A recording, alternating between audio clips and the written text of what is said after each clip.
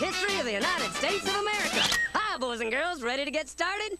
Once upon a time, there were these people in Europe called pilgrims, and they were afraid of being persecuted. So they all got in a boat and sailed to the New World where they wouldn't have to be scared ever again. Oh, I'm so relaxed. I feel so much safer. But as soon as they arrived, they were greeted by savages, and they got scared all over again. Indians! So they killed them all. Now, you'd think wiping out a race of people would calm them down, but no. Instead, they started getting frightened of each other. Witch! So they burned witches. In 1775, they started killing the British so they could be free. And it worked, but they still didn't feel safe. So they passed a Second Amendment which said every white man could keep his gun. I loves my gun.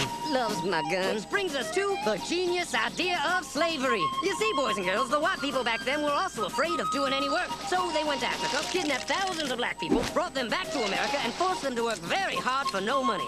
And I don't mean no money like I work at Walmart and make no money. I mean $0. Nothing. Not a zip. Doing it that way made the USA the richest country in the world.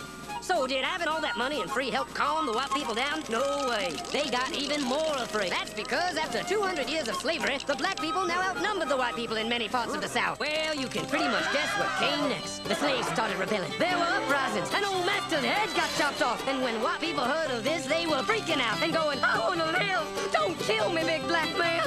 Well, just in the nick of time came Samuel Colt, who in 1836 invented the first weapon ever that could be fired over and over without having to reload. And all the southern whites were like, yeah! But it was too late. The North soon won the Civil War and the slaves were freed. Yep, they were free now to go chop all the old master's heads off. And everybody was like, oh no, we're gonna die. But the freed slaves took no revenge.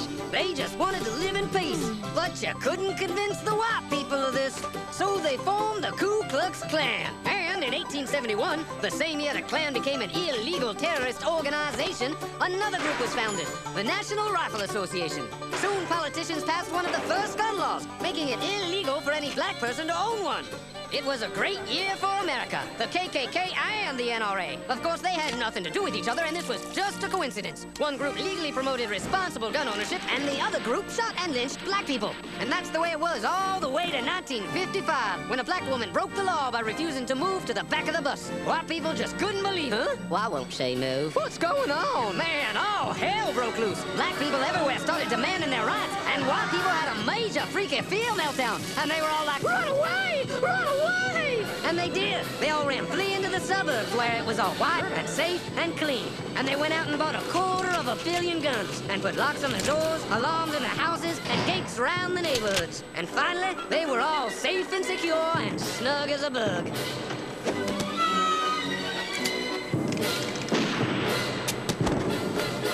And everyone lived happily ever after.